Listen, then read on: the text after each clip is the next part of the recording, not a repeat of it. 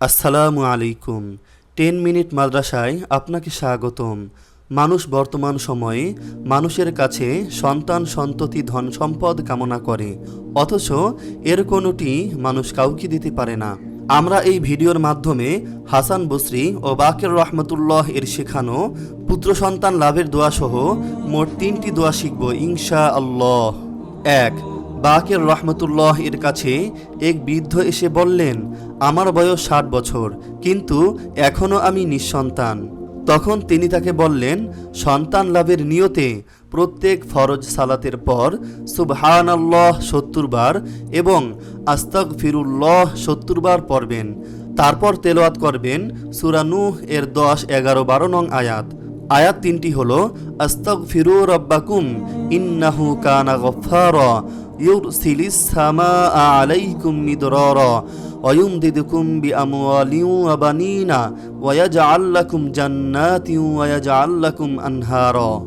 আয়াতটি আবার বলছি, আস্তাগফিরু রাব্বাকুম ইন্নাহু কানা গফফারা ইউরসিলিস সামাআ আলাইকুম মিদরারা ওয়া ইউমদিদুকুম বিআমওয়ালিন ওয়া বানিনা ওয়া ইয়াজআল লাকুম জান্নাতিন ওয়া ইয়াজআল লাকুম আনহারা। দোয়াটির অর্থ, তোমরা তোমাদের পালনকর্তার ক্ষমা প্রার্থনা করো, তিনি অত্যন্ত ক্ষমাশীল। তোমরা যদি ক্ষমা প্রার্থনা করো তাহলে তিনি তোমাদের উপর অজস্র বৃষ্টিধারা ছেড়ে দিবেন, তোমাদের ধন সম্পদ ও সন্তান সন্ততি বাড়িয়ে দিবেন, তোমাদের জন্য উদ্যান স্থাপন করবেন এবং তোমাদের জন্য নদীনালা প্রবাহিত করবেন। এ আয়াতগুলো তেলাওয়াত করবেন। আমলটি 3 দিন করবেন। তৃতীয় দিনে স্ত্রী সহবাস করবেন। ইনশা আল্লাহ, আল্লাহ আপনাকে নেক সন্তান দান করবেন। লোকটি বলেন, আমি এই আমল করলাম, ফলে 1 বছর পূর্ণ হতেই আল্লাহ আমাকে আমার চোখের শীতলতা পুত্র সন্তান দান করেছেন। সুতরাং আপনিও বেশি করে ইস্তিগফার করুন, ইনশা আল্লাহ আপনার সন্তান না হওয়ার পেরেশানি থাকবে না। 2. হাসান বসরি রহমতুল্লাহ থেকে বর্ণিত, তাকে এক ব্যক্তি বলল, আমি সম্পদশালী কিন্তু নিঃসন্তান, আমাকে এমন আমল বলে দিন যাতে আমার সন্তান হয়। তখন তিনি লোকটিকে বললেন, তুমি ইস্তেগফারকে আবশ্যক করে নাও। ফলে লোকটি নিয়মিত ইস্তেগফারের আমল করতে লাগলো, এমনকি দৈনিক 700 বার সে ইস্তেগফার পড়ত। এ আমলের বরকতে আল্লাহ তাকে একে একে 10 সন্তান দান করেছিলেন। তারপর লোকটি একদিন হাসান বসরি রহমতুল্লাহকে এই আমলের রহস্য সম্পর্কে জিজ্ঞেস করলে উত্তরে তিনি বলেন, তুমি কি হুদ আলাইহিস সালামের ঘটনায় আল্লাহর বাণী দেখোনি?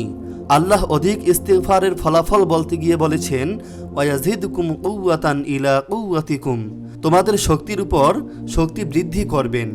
এবং নূহ আলাইহিস সালামের ঘটনায় আল্লাহর বাণী দেখোনি? সেখানে তিনি বলেছেন, ওয়ায়ুমদিদুকুম বিআমওয়ালিন ওয়া বানিনা, তোমাদের ধন সম্পদ ও সন্তান সন্ততি বাড়িয়ে দিবেন। 3. আল্লাহ তাআলা উম্মতে মুসলিমার জন্য হযরত ইব্রাহিম আলাইহিস সালামের পুত্র সন্তান লাভের এ আবেদনটি তুলে ধরেছেন, যাতে বান্দা এ দোয়ার মাধ্যমে তার নিকট সন্তান কামনা করতে পারে। দোয়াটি হলো, রব্বি হাবলি মিনাস সলিহিন, রব্বি হাবলি মিনাস সলিহিন, হে আমার পরওয়ারদিগার, আমাকে এক সৎপুত্র দান করুন। সূরা সফফাত আয়াত 100। আল্লাহ তাআলা আমাদের সবাইকে নেক সন্তান দান করুক, আমিন। আপনি যদি বিভিন্ন দোয়া ও আমল সম্পর্কে জানতে চান তাহলে এই চ্যানেলটি সাবস্ক্রাইব করে পাশে রাখা বেল আইকনটি অন করে দিন। আপনার প্রতি শুভকামনা রেখে আজকের মতো বিদায় নিচ্ছি। আসসালামু আলাইকুম ওয়া রাহমাতুল্লাহি ওয়া বারাকাতুহু। জাযাকাল্লাহ।